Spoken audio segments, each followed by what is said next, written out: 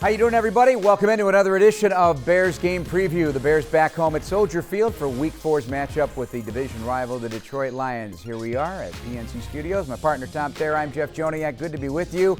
This Lions team, one of the youngest in the National Football League. We'll pour into that in just a moment on both sides of the ball with a new head coach and new staff, Dan Campbell and crew. But let's take a look at where the Bears are at right now. As of this taping, we don't know who the starting quarterback will be in Week 4. But there is a lot to digest and unpack regarding where the offense is headed right now. You know, one of the great opportunities to play professional sports is how you answer the bell after a performance that they had in Cleveland. So now it's nothing that you can sit there and hang your head low for the next 5 days.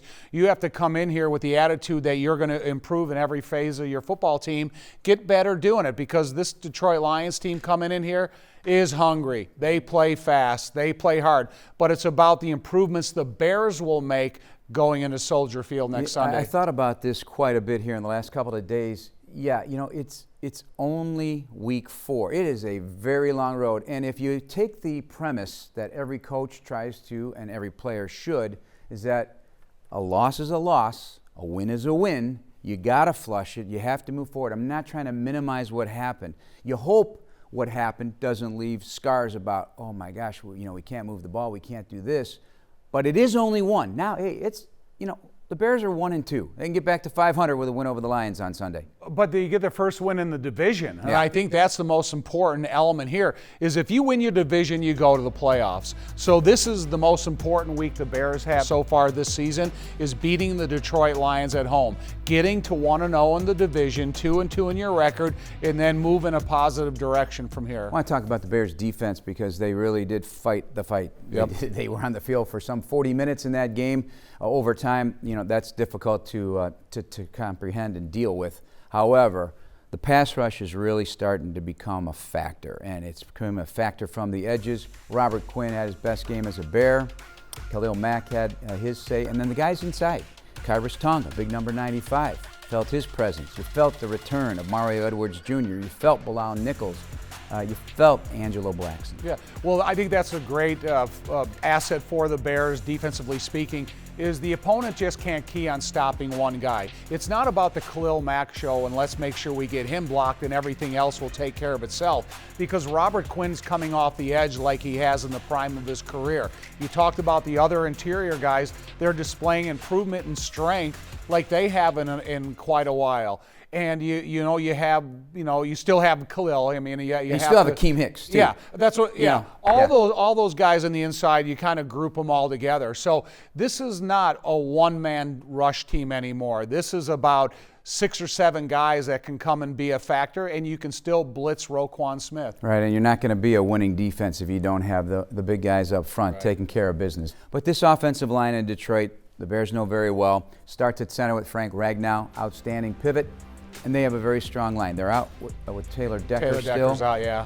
And Penei Sewell has done a nice job at left tackle. That was not his destination in the beginning. It was right tackle. But, boy, is he long and is he good.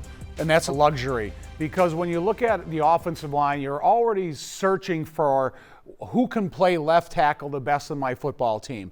So now with the injury to Taylor Decker, they got to move Penei Sewell to left tackle, and he's flourishing. That's where he wants to play. And so you can probably get multiple guys to come over and play right tackle, but if you're going to have a stud left tackle for the next 10 years, that's the guy that I want to play, and I want to keep invested time. The defense for the Lions is still searching for some continuity and some playmaking on the back end of the defense right now. The secondary is banged up. Amari Oruwariye is the guy who had the only interception so far this season, had it last week in their bitter loss to the Baltimore Ravens. So they're having some difficulty there. But up front, it will be a challenge for the Bears' offensive line, because they're rushing off the ball with determination and desire, and they've got a lot going on right now up front. They're getting to the quarterback, piling up a few sacks.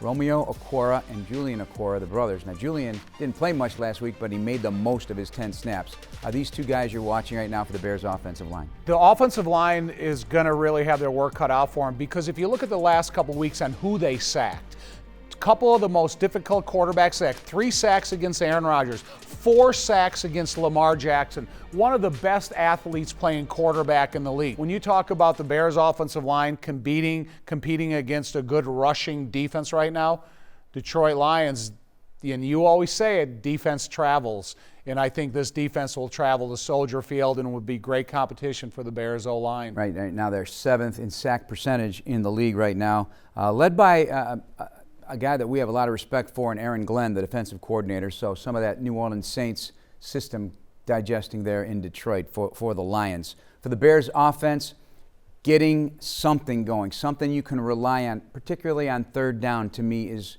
the next step in this process. Who's going to be that identifiable figure that you know you can count on absolutely almost every time when you're in a real pickle on third down? Third and short, third and medium, third and long. You know, whether it be the tight ends, whether it be a receiver, will it be one of the backs out of the backfield? Well, I think it starts with Allen Robinson, and then it's a combination of everybody else. If you have third and are manageable, then David Montgomery is a likely candidate as much as anybody. If you have third in that mid-range zone, maybe to double digits, then it's Allen Robinson spilling over to Darnell Mooney. And you still have Marquise Goodwin and Damiere Byrd and everybody else.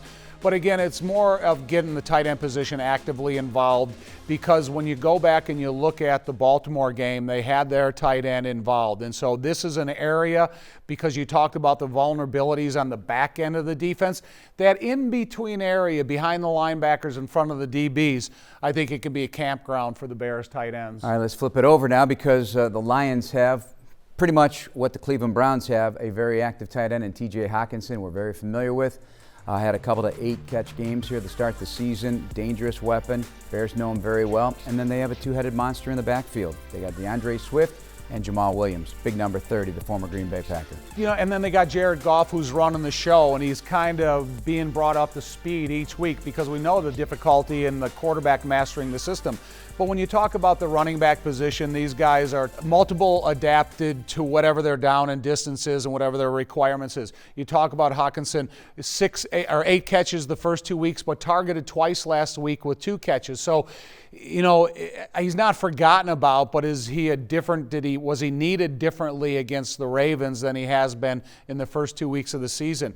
So I think it's a continuous development of the quarterback position, and then how he works his weapons around him into the most efficient manner. Bears have had some success against Jared Goff. He is now running the show. Quarterback rating over 90 so far in his early days with the Detroit Lions. They're still looking for their first win. Special teams angle also a factor in this one as well. The Lions have had some issues with the kicking game because of COVID, and Austin Seibert still on that COVID reserve list. The return game, so. Bears got to get better on coverage in the punt return game. Yeah, they do. You know, I don't know. Was it a product of having such poor field position that Patrick O'Donnell had to bang punts as far as he could? And then there's a little bit of separation between where the returner catches it and that first line of defense. So, you know, if the offense, you know, gave Patrick O'Donnell more effective kicking distances, then he could sideline kick it. He could put it in different spots. He could do what you say the elevator shaft kick of the rugby style punt, and then he could dictate what the returnability is. They did a nice job retreating, gathering, and moving forward, but the coverage unit, that's an area that they have to pay attention here too as well. And we got to give a nod to Cairo Santos. Cairo is in a real groove. Just talked to special teams coordinator Chris Tabor on the Bears Coaches Show on Monday night, and just the work he's putting in every single day, not just resting on the fact that he's hit 31 consecutive in a row. Let's keep the grind. He's really respectful of what he's done, and he's been banging the ball on kickoffs as well. And it's a subject that's going to be talked about all week long, because what happened to Detroit Lions at the end of the game when you got Tucker kicking the 66-yarder to set a new NFL record. And with points at a premium, you know you're counting on him right now, right? You know you're counting on him. And, you know, I think anytime you bring kickers in the Soldier Field with a natural grass surface and, you know, undetermined what the wind and the conditions are going to be. It could be, I think there's a 56% chance of rain on Sunday, so pay attention. He's always the weatherman first, analyst second. That's Tom Thayer. We're into the month of October as the Bears meet the Detroit Lions at Soldier Field. We'll have the pregame coverage at 9, kickoff at noon on News Radio 105.9 WBBM. We'll hope you join us then. We'll talk to you on the radio for then. Until then, I should say, that's Tom Thayer. I'm Jeff Joniak. We'll talk to you next time.